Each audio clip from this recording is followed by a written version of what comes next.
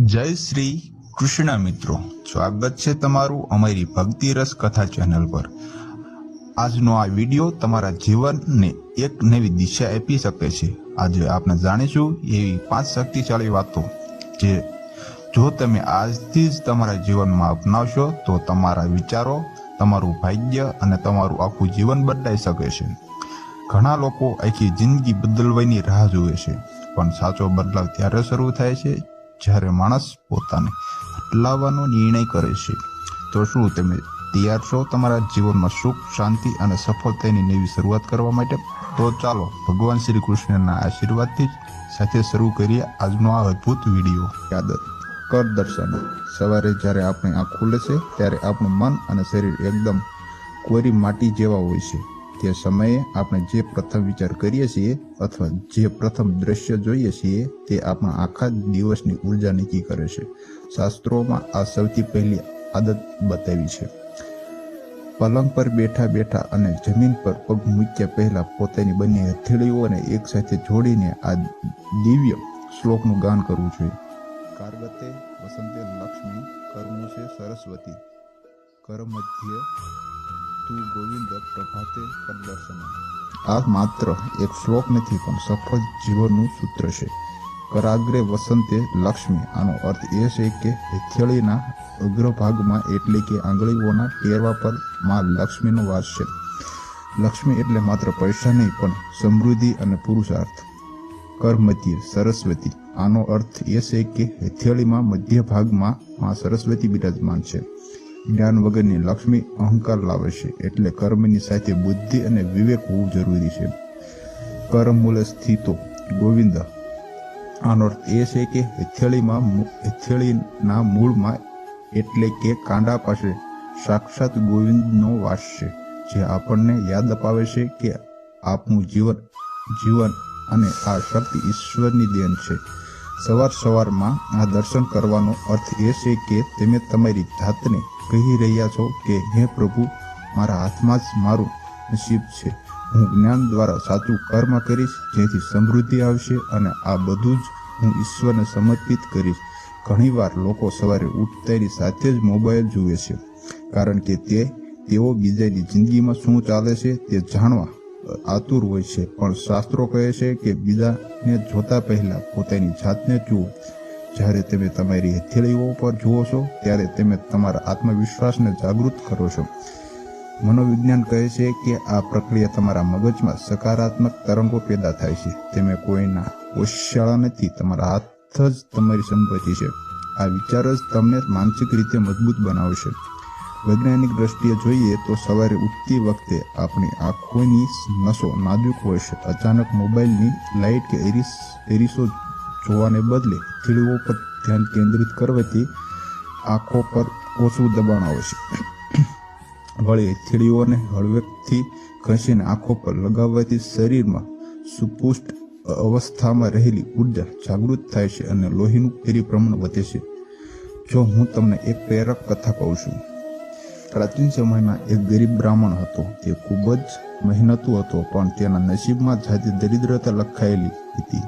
તે હંમેશા ભગવાનને ફરિયાદ કરતો કે હે નાથ, મેં આખી જિંદગી તમારી સેવા કરી, છતાં હું કેમ એટલો ગરીબ છું? એકવાર તેને એક પહોંચેલા સંત મળ્યા। સંતે તેને કહ્યું, બેટા, તું નસીબને શોધવા મંદિરે જાય છે, પણ નસીબ તો તારી હથેળીમાં જ છે। સંતે તેને રોજ સવારે ઉઠીને કર દર્શનમ કરવાનું અને એ શ્લોકનો અર્થ જીવનમાં ઉતારવાનું કહ્યું। બ્રાહ્મણે આ નિયમ લીધો। થોડા દિવસોમાં તેને સમજાયું કે અત્યાર સુધી તે માત્ર ભાગ્ય પર આધાર રાખતો હતો, પણ મહેનત અને સાચી સમજ એટલે કે સરસ્વતીનો ઉપયોગ કરતો તેને ખ્યાલ આવ્યો કે તેના હાથમાં જ બધી શક્તિ છે। તેને નવા ઉત્સાહથી ખેતી અને અધ્યાપકનું કાર્ય શરૂ કર્યું અને જોતજોતામાં તેની દરિદ્રતા દૂર થઈ ગઈ। આ કથા આપણને શીખવે છે કે જ્યાં સુધી આપણે આપણા હાથની શક્તિ પર ભરોસો નથી કરતા ત્યાં સુધી ઈશ્વર પણ આપણને મદદ નથી કરતા। બીજી આદત ભૂમિવંદન। હથેળીના દર્શન કર્યા પછી અને પરમાત્માનું સ્મરણ કર્યા પછી આપણી સવારની બીજી સૌથી મહત્વની આદત છે ભૂમિવંદન। પલંગ પરથી નીચે ઉતરતાની સાથે જ ધરતી માતાને સ્પર્શ કરવો અને તેમને પ્રણામ કરવા એ સાંભળવામાં કદાચ બહુ સામાન્ય લાગે, પણ આ પ્રક્રિયા પાછળ જે જીવન દર્શન છુપાયેલું છે તે તમારી વિચારસરણીને જડમૂળથી બદલી શકે છે. ભારતીય સંસ્કૃતિમાં પૃથ્વીને માત્ર જમીન નથી માનવામાં આવતી, પણ માતા માનવામાં આવે છે. જ્યારે આપણે સવારે ઉઠીએ છીએ ત્યારે પૃથ્વી માતા પાસે ક્ષમા માંગવાનો રિવાજ છે. તેના માટે સુંદર સમુદ્ર વસને દેવી પર્વતસ્થાન મંડલે વિષ્ણુપતિ નમસ્તુભ્ય પાદસ્પક ક્ષમસ્વમે. આનો અર્થ અત્યંત ઊંડો છે. હે સમુદ્ર રૂપી વસ્ત્રો ધારણ કરનારી, પર્વત રૂપી સ્તનોથી શોભનારી અને ભગવાન કૃષ્ણની પત્ની દેવી પૃથ્વી માતા, હું તમને નમસ્કાર કરું છું. આખો દિવસ મારે તમારા પર ચાલવાનું છે, તેથી મારા પગનો સ્પર્શ તમને થશે તે બદલ મને ક્ષમા કરજો. તમે ક્યારેય વિચાર્યું છે કે ઋષિ મુનિઓ એ પૃથ્વીને વંદન કરવાનું કેમ કહ્યું? કારણ કે જ્યારે તમે સવારે ઉઠીને જમીનને સ્પર્શ કરો છો ત્યારે તમે તમારા અહંકારનો ત્યાગ કરો છો. આ ક્રિયા આપણને વિનમ્ર બનાવે છે અને વિનમ્રતા જ માણસને મહાન બનાવે છે. જો તમે સવારે નમી શકો છો તો તમે આખા દિવસમાં કોઈ પણ પરિસ્થિતિમાં તમારી શાંતિ ગુમાવશો નહીં. આ આદત આપણને યાદ અપાવે છે કે આપણે ગમે તેટલા મોટા થઈએ, આખરે તો આપણે આ ધરતીના સંતાન છીએ. આધુનિક વિજ્ઞાન આજે ગ્રાઉન્ડિંગ અથવા અર્થેટિંગ ના ફાયદા સમજાવી રહ્યું છે. પૃથ્વી ઉર્જાનું અખૂટ સ્ત્રોત છે. જ્યારે આપણે જમીનને સ્પર્શ કરીએ છીએ ત્યારે આપણા શરીરમાં જમા થયેલી નકારાત્મક ઉર્જા એટલે કે સ્ટેટિક ઇલેક્ટ્રોનિક જમીન ઉતરી જાય છે. વૈજ્ઞાનિક સંશોધનો કહે છે કે જે લોકો જમીનના સંપર્કમાં રહે છે તેમનો તણાવ ઓછો થાય છે, ઊંઘ સારી આવે છે અને શરીરમાં થતી બળતરામાં ઘટાડો થાય છે. સવારે ઉઠીને પૃથ્વીને સ્પર્શ કરવાથી શરીરમાં એક પ્રકારનું સંતુલન સ્થપાય છે, જે તમને આખા દિવસમાં દોડધામ માટે શારીરિક રીતે તૈયાર કરે છે. આપણે જાણીએ છીએ કે દુનિયાની સૌથી ઊંચી ઇમારત પણ ત્યાં સુધી ટકી શકે છે જ્યાં સુધી તેનો પાયો જમીન સાથે મજબૂતીથી જોડાયેલો હોય. એ જ રીતે જે મનુષ્ય પોતાના મૂળને તો નથી તેને કોઈ પણ તોફાન હલાવી શકતું નથી. મહારાણા પ્રતાપ કે છત્રપતિ શિવાજી મહારાજ જેવા વીર પુરુષો યુદ્ધમાં જતા પહેલા પોતાની માતૃભૂમિની રસ એટલે કે ધૂળને કપાળે લગાવતા હતા. આ માત્ર એક પ્રથા નહોતી, પણ પૃથ્વી માતા પાસેથી શક્તિ મેળવવાનો માર્ગ છે. જ્યારે તમે ધરતીની વંદન કરો છો ત્યારે તમે તે અનંત શક્તિ સાથે જોડાવશો જે અહીંથી સૃષ્ટિને ટકાવી રાખે છે. આજના જમાનામાં આપણી પાસે જે કંઈ છે આપણે તેની કદર નથી કરતા, પણ જરા વિચારો, આ ધરતી આપણને બધું જ આપે છે. રહેવા માટે જગ્યા, ખાવા માટે અન્ન અને પીવા માટે પાણી. શું આપણી એ ફરજ નથી કે આપણે દિવસની શરૂઆત આ ઉપકારને માન આપવા સાથે કરીએ? જ્યારે તમે કૃતજ્ઞતા સાથે દિવસ શરૂ કરો છો ત્યારે કુદરત પણ તમારા માટે સુખ અને સમૃદ્ધિના દ્વાર ખોલી દેશે. યાદ રાખજો, લક્ષ્મીજી જ્યાં વાસ કરે છે ત્યાં વિનમ્રતા અને આ ભાવ હોય છે. ત્રીજી આદત, મંગળ દર્શન.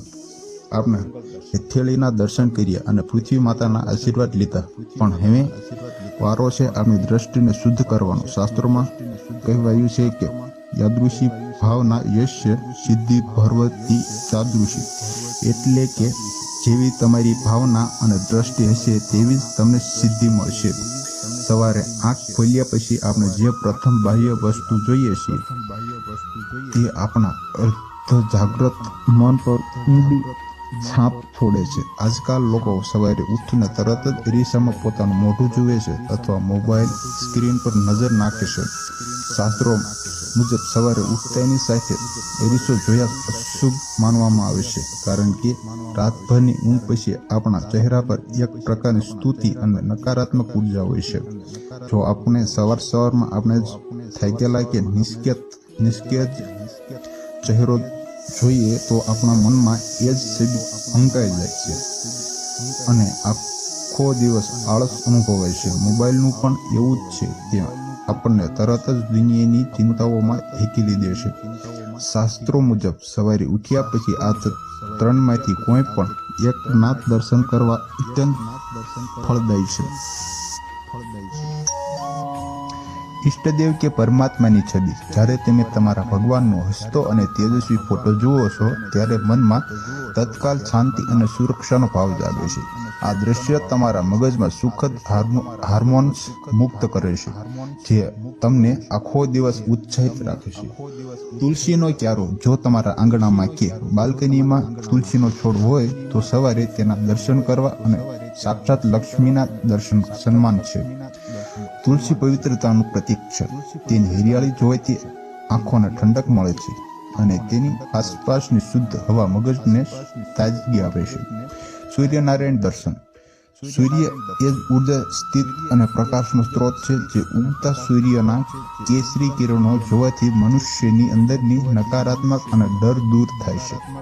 તે આપણને શીખવે છે કે ગમે તેટલા અંધકાર હોય પણ તો સવાર પડવાની જ છે. આ આદતથી મનુષ્યનો આત્મવિશ્વાસ વધે છે. મિત્રો, જે દિવસે તમે તમારી સવારની દ્રષ્ટિ બદલી નાખશો તે જ દિવસથી તમારું નસીબ આપોઆપ બદલાવા લાગશે. મંગળ દર્શન એટલે કે મંગળ જીવનની શરૂઆત. ચોથી આદત, ઉપાસના. શાસ્ત્રોમાં સવારના સમયે પાણી પીવાની પ્રક્રિયાને ઉપાસના કહેવામાં આવ્યું છે. આ માત્ર તરસ છીપાવવાની પ્રક્રિયા નથી પણ શરીરના આંતરિક શુદ્ધિકરણનો એક દિવ્ય માર્ગ છે. આયુર્વેદ અનુસાર આપણું શરીર વાત, પિત્ત અને ફક આ 3 દોષ પર ટેકેલું છે. સવારે ખાલી પેટ તાંબાના વાસણમાં રાખેલું પાણી પીવાથી આ 3 દોષનું સંતુલન આવે છે. વિજ્ઞાન કહે છે કે તાંબુ એક એવું ધાતુ છે જે પાણીમાં રહેલા હાનિકારક બેક્ટેરિયાઓને નાશ કરવાની ક્ષમતા ધરાવે છે. જ્યારે પાણી 8 થી 10 કલાક સુધી તાંબાના લોટામાં રહે છે ત્યારે તાંબાના અંશો પાણીમાં ભળે છે. આ પાણી પીવાથી શરીરમાં કુદરતી રીતે રોગપ્રતિકારક શક્તિ વધે છે. શરીર અને મન ઉપર ઉપચારના 4 મુખ્ય અસરો થાય છે. પહેલું, પાચન તંત્રની મજબૂતી. સવારે તાંબાનું પાણી પીવાથી પેટ સાફ આવે છે. આયુર્વેદ માને છે કે જેનું પેટ સાફ હોય તેનું અડધું જ્ઞાન અને અડધું નસીબ તો એમ જ ખુલી જાય છે. જો પેટમાં ગડબડ હોય તો મન ક્યારેય શાંત રહી શકતું નથી. બીજું, વજન અને ચરબી પર નિયંત્રણ. તાંબુ શરીરમાં રહેલી વધારાની ચરબીને ઓગાળવામાં મદદ કરે છે જેનાથી તમે આખો દિવસ સ્ફૂર્તિ અનુભવો છો. ત્રીજું, ચહેરા પર તેજ. તાંબાનું પાણી પીવાથી ચહેરા પર એક અનોખી ચમક આવે છે. આ આદતથી લોહી શુદ્ધ થાય છે અને ત્વચાના રોગો દૂર થાય છે. ચોથું, યાદશક્તિ અને મગજ. તાંબુ મગજની નસોને તેજ બનાવશે જેનાથી તમારી એકાગ્રતા અને યાદશક્તિમાં વધારો થાય છે. આને અમલ કરવાની સાચી રીત. રાત્રે તાંબાના લોટા કે પાણીમાં શુદ્ધ પાણી ભરીને રાખવું. સવારે ઉઠ્યા પછી બ્રશ કર્યા વગર પલંગ પર બેસીને જ ઘૂંટડે આ પાણી પીવું. બ્રશ કર્યા પછી પીવાથી મોઢામાં રહેલી લાળ પેટમાં જાય છે અને અત્યંત ફળદાયક છે. શરૂઆતમાં 1 કે 2 ગ્લાસ પીવું, ત્યારબાદ તેને ધીમે ધીમે વધારી શકાય. ખાસ ધ્યાન રહે કે તાંબાના વાસણને સીધું જમીન પર ન રાખવું પણ લાકડાના પાટલા કે કપડા પર રાખવું જેથી તેની ઉર્જા જળવાઈ રહે. 5મી આદત, મંત્ર જપ અને ઓમકાર.